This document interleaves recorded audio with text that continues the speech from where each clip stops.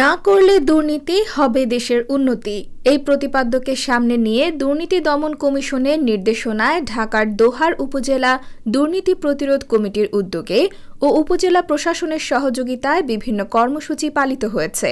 মঙ্গলবার সকালে বর্ণাঢ্য র্যালি, রচনা লিখন, বিতর্ক প্রতিযোগিতা ও পুরস্কার বিতরণ অনুষ্ঠান অনুষ্ঠিত হয়।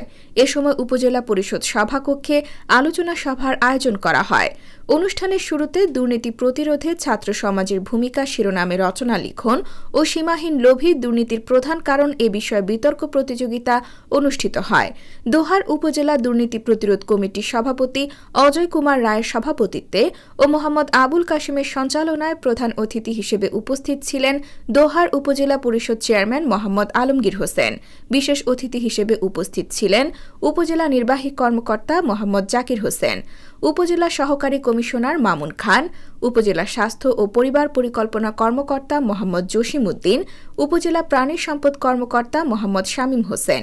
এ সময় আরও উপস্থিত ছিলেন দোহার উপজেলা দুর্নীতি প্রতিরোধ কমিটির সহসভাপতি সাবিনা ইয়াসমিন, মোহাম্মদ মহিউল মিল্লাত, দুর্নীতি প্রতিরোধ কমিটির সদস্য কুলসুম বেগম, তাপস কুমার নন্দী, নূরে আলম সিদ্দিকী, ফারুকি আজম, হেনা আক্তার, জয়পাড়া সরকারি পাইলট উচ্চ বিদ্যালয়ের শিক্ষক এস.এম. খালেক, ইকরাশি আদর্শ উচ্চ বিদ্যালয়ের প্রধান শিক্ষক একলাল উদ্দিন আহমেদ, আব্দুল হামিদ উচ্চ বিদ্যালয়ের প্রধান শিক্ষক নগেন্দ্র কুমার সিংহ সহ বিভিন্ন দপ্তরের কর্মকর্তা, শিক্ষক, শিক্ষার্থী ও অভিভাবকবৃন্দ।